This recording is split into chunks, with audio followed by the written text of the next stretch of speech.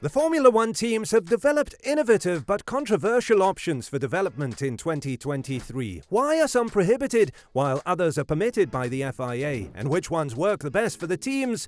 And which are blatantly copied? We'll find all that out in today's video. Let's dive in. Now that the radical new aero rules of 2022 are developing once again in 2023, we are starting to see solutions on cars that seem to contradict the regulation's principal goal, which was to enhance the quality of racing on track by making the aerodynamic wake of the car ahead less disruptive for the following car. Teams will not consider the impact on the car behind them as they strive for performance. Always, performance takes priority above everything else. As a result, a decrease in the efficacy of the rules in fulfilling their goals was always to be foreseen. What matters is that the difference is not by an order of magnitude. The FIA monitors the impact of the numerous advancements implemented by the teams using data from both the wind tunnel and the track. They are convinced that, for the time being, any change is minor. We've got objective data which shows us how much the airflow to the following car is disturbed, says the FIA's Tim Goss. Then, as a result, what that means in terms of aero load. We know what the previous cars were like, we know where we wanted to get to as it was spec'd before people actually designed them. We knew as they worked on these cars and developed them, they would erode that a bit. We can see it's come back a little bit, but it's still an order of magnitude better than before. So what are these changes that will have reduced, if somewhat, the quality of airflow for the next car? And what changes are the ones that have made the difference for the cars? The front wing end plate has been taken away from the teams. Mercedes pioneered this update in Miami last year, and Alfa Romeo and Red Bull have since followed suit. The rules called for a seamless surface transitioning from the wing parts to the end plate. This was supposed to compel teams to maintain a consistent spacing from the elements to the end plate, which is there to limit the flow over the wing from traveling transversely across it to other components of the vehicle. While the end plate boosts the wing's downforce, teams will ideally want to trade it off for directing more flow to the region front of the side pods. The Mercedes design, which included a cutaway at the back of the transition, enabled them to comply with the wording of the law while still directing airflow out from the wing's outboard edges. This enhanced outwash would have a little impact on the smoothness of the car's wake. But this front wing wasn't the only one to get banned, as the rolled rear wing end plate debuted by Aston Martin is no longer allowed on track since the start of the season. As with the front wing, these restrictions required a continuous surface between the components of the rear wing and the sidewalls, thereby prohibiting the vortex-inducing sharp-cornered end plate. But Aston Martin's clever interpretation of the language enabled them to create a rolled surface at the wing's outer tips, thus reintroducing it. In Hungary, this wing was introduced and utilized for the rest of the season. This was tolerated for the rest of the year, but a change in how that policy was implemented for 2023 basically rendered it illegal once again. Sometimes the regulations are on the borderline of whether it's right or wrong side of legality, says the FIA's single-seater director Nicolas Tombazis. And in these cases, we feel we can change the criteria by which we interpret the regulations or clarify the criteria. Sometimes we feel that it is fair that we introduce it at a certain time. For next year, say, but in other cases, there may be a solution we don't like, but which is comfortably on the legal side, and in such cases, we can't invent a reason for which it's not legal. We can't change the regulations unilaterally. We have to follow the governance. If we don't manage to get enough support from teams, we have to accept solutions which stay on. As a result, the Mercedes front wing solution is still legal, but the Aston rear wing invention is not.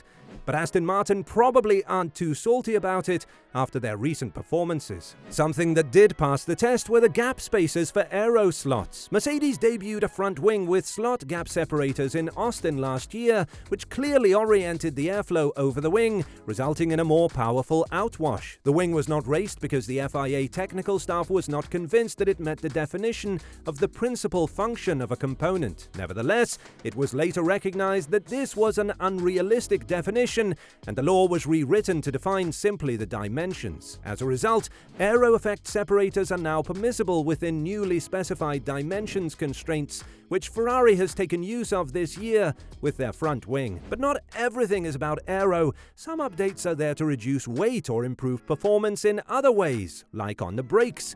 Brake technology is one of the few areas in Formula One where vast design freedoms remain, and progress never stops. Red Bull and Aston Martin have been at the forefront of caliper design in recent years. The majority of the F1 team's brake caliper design work has focused on the front brakes, while the rear system depends significantly on the reverse torque of the ERSK, resulting in comparatively tiny rear brake discs. Most of the immediate braking occurs in the front. The hydraulically driven pistons that clamp the brake pads onto the carbon brake disc are housed in the calipers. When the driver slams on the brakes, the kinetic energy from movement of an F1 car, is transformed to thermal energy. The discs often reach temperatures of over 1,000 degrees Celsius. The calipers must be rigid enough not to be deformed by braking forces while yet being light. Since the wheel and brakes are linked to the suspension rather than supported by it, any weight has a particularly severe influence on the car's grip and ride quality. The lighter the better, much more than with sprung masses like the chassis and bodywork. To lower the masses of the calipers while maintaining enough stiffness, very complicated methods have been invented. Cooling tubes for heat dissipation also minimize bulk. The cooling holes in the discs assist dissipate heat quicker while the brakes are not in use, but they also guarantee that the discs grow even hotter when they are in use, since the energy is spread across a smaller quantity of material. The more calipers that can help with heat dissipation, the better.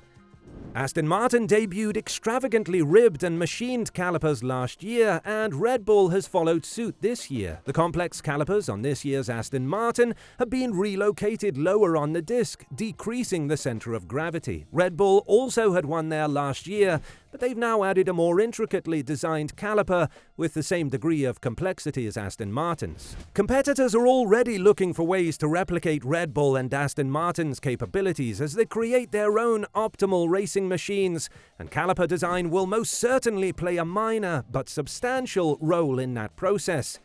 But maybe the biggest improvement of all has been the newly designed floor by Red Bull for their RB19. While the top three teams' design concepts from last year are largely intact, they have each discovered additional performance, despite the new rule raising the floor height front of the rear wheels. The most obvious takeaway is that Red Bull has made the most progress.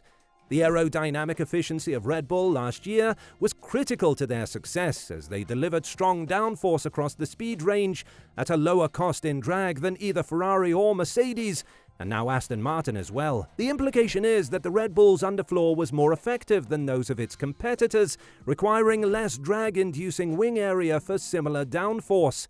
Red Bull's goal in 2023 has been to keep that floor advantage while absorbing the regulatory adjustment. To lessen the susceptibility to porpoising, the outside edge of the floor front of the rear tyre was raised by 10 mm and the diffuser by 15 mm. The closer the floor edge and the throat of the underfloor tunnel's diffuser are to the ground, the quicker the airflow of the whole underfloor will be drawn. This kind of air pressure manipulation produces additional downforce. Raising the allowed minimum height has the effect of lessening that pull. In order to recoup the losses caused by the regulatory change, Red Bull has found a new method of increasing airflow through the underfloor. The use of a single wing profile along each floor edge is authorized, and Red Bull smartly interpreted that last year to position the wing under the floor, just forward of the rear tyre. Because of its form, it was dubbed the blade wing, and its positioning meant Red Bull couldn't employ a wing profile on the top surface of the floor edge. The increased height of the floor has most certainly rendered the blade wing less efficient, and a new method of energizing the airflow has been discovered by shifting the mini wing to the top surface, just rearward of the single vortex-inducing cutout authorized by the rules. The mini wing will provide relatively little downforce on its own, but the low pressure on the wing's underside will boost the energy of the nearby vortex, causing the airflow from the front of the floor to be pushed through harder, increasing its speed. The sides of the floor behind it have been taken away to provide the airflow on the wing's underside greater expansion area, in order to make that mini wing working as hard as possible. While this reduces the floor's downforce producing surface area, the cutaway piece allows the wing to work harder, increasing the energy of the vortex and so speeding up the airflow from the front of the floor. While the Red Bull's improved performance will have come from a variety of sources, the floor edge adaptation to the regulation modification will have been a crucial component of the overall picture. Which of these upgrades impressed you the most? And maybe the best question of all, have all these changes really improved the racing on track? Are the cars better in following and is overtaking easier? What are your thoughts? Let us know in the comments down below. Thanks for watching, and we'll see you in the next video.